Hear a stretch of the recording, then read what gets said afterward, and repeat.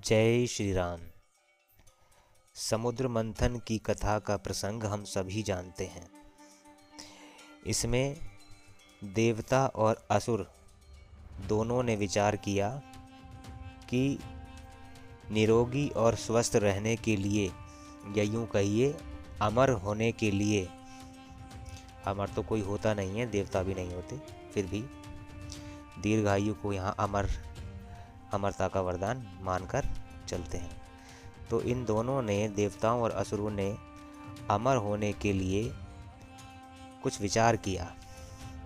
तब इनकी दोनों की सुमति बुद्धि ने ये निर्णय निकाला कि समुद्र के द्वारा ही रत्नों की प्राप्ति होती है, तो हमारे लिए परम हितकारी अमृतत्व समुद्र के मंथन से ही प्राप्त होगा।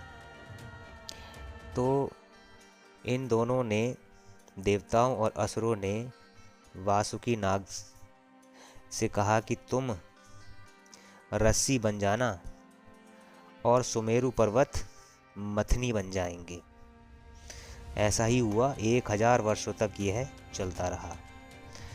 तो इतने वर्षों तक लगातार इस कार्य में रत होने से शेषनाग अर्थात वासुकी जी के सहस्त्रों फन से विष निकलने लगा और वह सुमेरु पर्वत पर लगातार अपने विष को दंश देते रहे। इससे समुद्र में हलचल हो गई और सबसे पहले विष बाहर निकल के आया। तो पहले विष इसीलिए बाहर निकल के आता है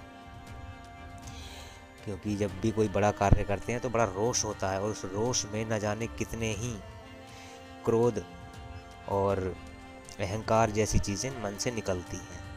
तो फिर वो आपको पता ही है, नीलकंठ महादेव जी उस विष को पीते हैं और अपने स्थान को चले जाते हैं। तो अब यहाँ बात यह आती है कि यह सुमेरु पर्वत है कहाँ पर।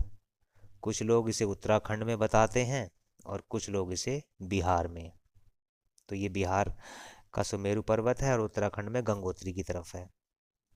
यहाँ तक कि कुछ लोग सुमेरु पर्वत को साइबेरिया के क्षेत्र में भी बताते हैं। तो कुल मिलाकर के जो हमारे महाकाव्यों में दिया गया है, कोई एक निश्चित स्थान नहीं है। बस इतना बताया गया है कि पृथ्वी के उत्तरी ध्रुव की ओर, इसी के चारों ओर पूरी पृथ्वी का केंद्र है। सभी ग्रह नक्षत्र तारे इसी के चारों ओर परिक्रमा करते हैं।